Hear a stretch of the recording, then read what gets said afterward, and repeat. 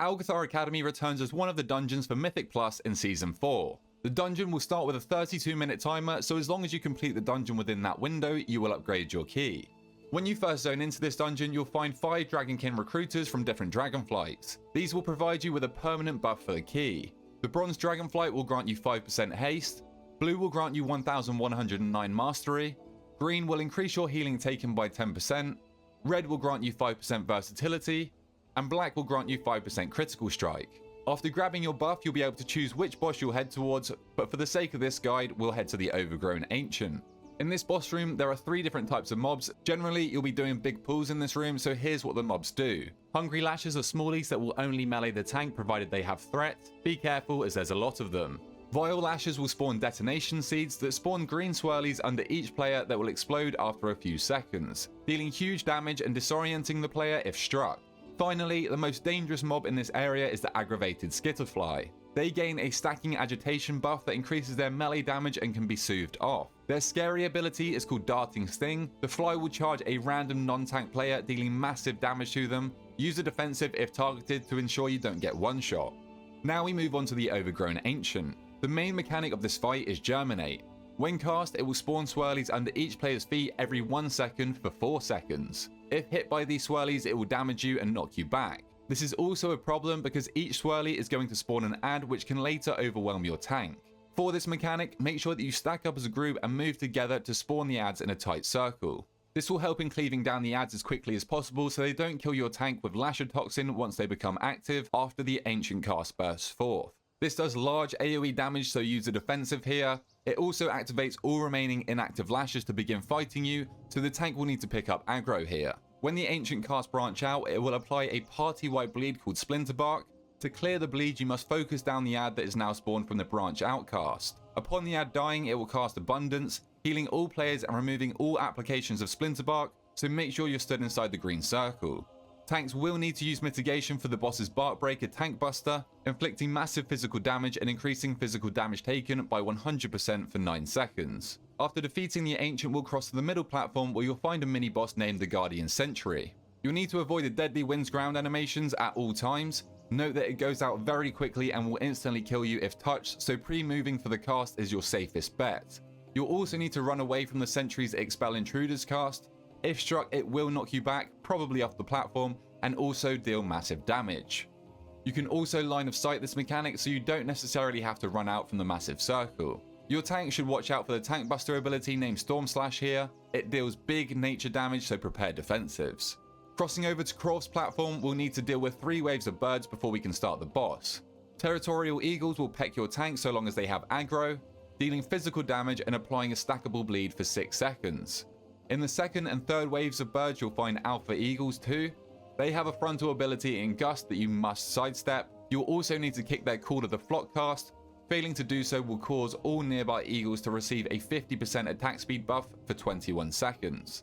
In order to activate Crawth, you'll need to throw 3 balls into the fire ring, which will then spawn the boss. These same balls are going to spawn throughout the fight, and you can throw 3 in either side to gain either Goal of the Searing Blaze or Goal of the Rushing Winds. These will become active at 75 and 45% health on Crawth.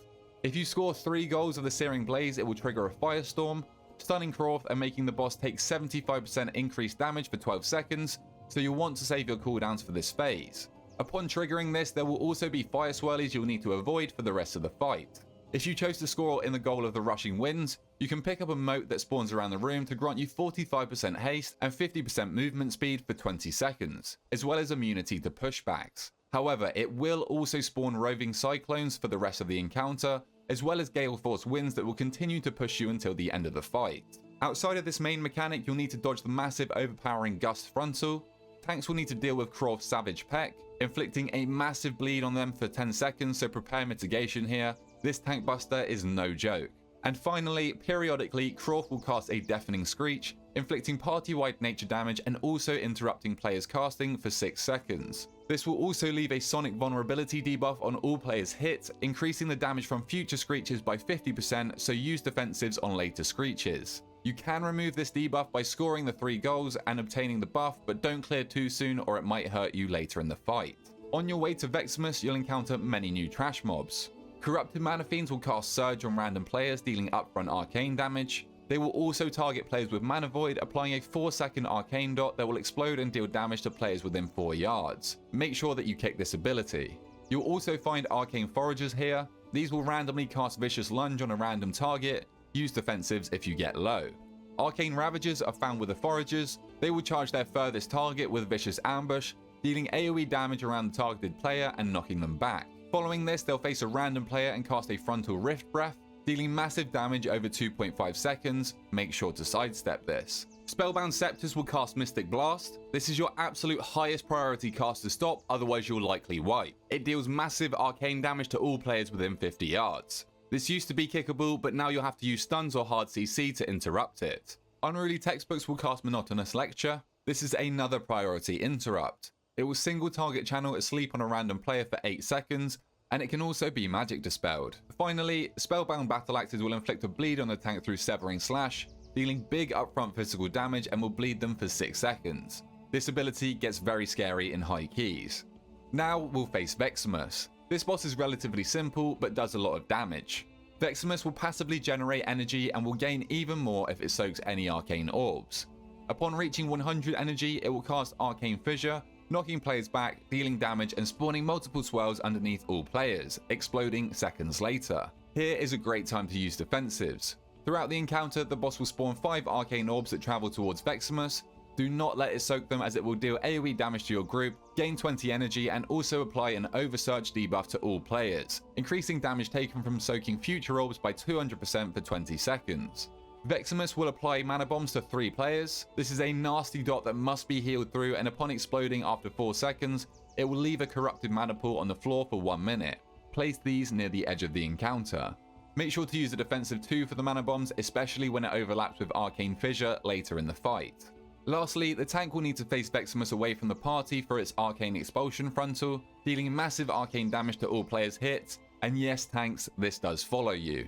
Finally, we'll head to the last boss, Echo of Doragosa.